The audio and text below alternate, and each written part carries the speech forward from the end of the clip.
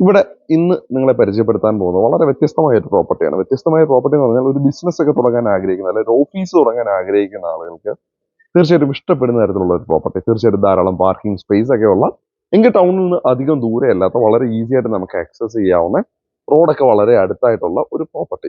നമ്മളിപ്പോൾ ഉള്ളത് കൂനമാവ് എന്ന് പറഞ്ഞ സ്ഥലമാണ് കേട്ടോ. 8 സെന്റിനകത്തായിട്ടാണ് ഈ ഒരു പ്രോപ്പർട്ടി ഉള്ളത് കേട്ടോ. ഏകദേശം 2600ഓളം സ്ക്വയർ ഫീറ്റ് ഉള്ള, ഏകദേശം 7 വർഷം പഴക്കമുള്ള ഒരു പഴയ വീടാണ് കേട്ടോ. അപ്പോൾ ഈ വീടിനെയാണ് ഇവർ ഇങ്ങനെ ഒരു പ്രോപ്പർട്ടി ആക്കി മാറ്റിയിരിക്കുന്നത്.